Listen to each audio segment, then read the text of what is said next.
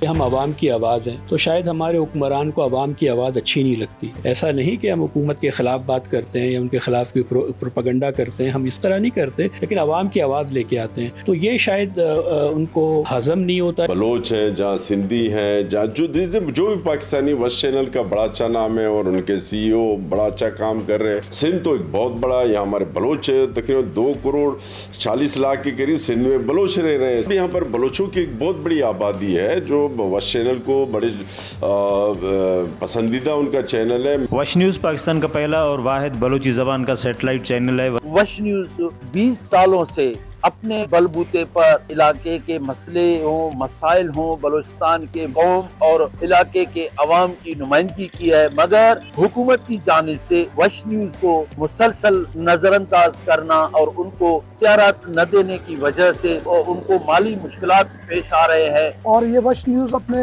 بلبوتے پر چل رہا ہے، لیکن اس کو جو ہے پذیرائی صوبائی سطح پر صوبائی گورنمنٹ کی طرف سے نہیں ہے۔ محمد اقبال صاحب کو خراج تحسین پیش کرتا ہوں۔ وہ محدود وسائل میں رہتے ہوئے بھی بلوچستان کے جو مسائل ہیں، جائز حقوق ہیں، وہ ان کی آواز بالا ایوانوں تک پہنچانے کی انتہا کوشش کر رہے ہیں۔ میں ان کو خراج تحسین پیش کرتا ہوں۔ وش نیوز نے علاقائی پسماندگی کو دور کرنے اور بلوچستان کی آواز کو دنیا بھر تک پہنچانے میں کلیدی کردار ادا کر رہا ہے۔ بہت ہی افسوس کے ساتھ کہنا پڑتا ہے کہ حکومت بلوچستان جو ہے وہ وش نیوز کا حق ادا کرنے کو تیار نہیں ہے۔ ایک 20 سال پرانا ادارہ جو ہے اس کی کیا اہمیت ہے اور ایک ٹک ٹاک کی کیا اہمیت ہے؟ اس میں تو آپ فریب سے بھی اپنے ویوز بڑھا سکتے ہیں، اس میں کاؤنٹر نیریٹو نہیں ہوتا، صرف آپ ہی اپنی بات کر رہے ہوتے ہیں۔ تو وش نیوز نے بہت ہی مثبت جو ہے وہ صحافت کی ہمیشہ بلوچستان کے عوام کے لیے، حقوق کے لیے۔ 20 سالوں سے ہم نے کئی دفعہ فائٹ کیا۔ ڈاکٹر مالک کے دور میں کچھ انہوں نے 5 کروڑ روپے کا فنڈ رکھا، لیکن بدقسمتی سے وہ سب جو ہے وہ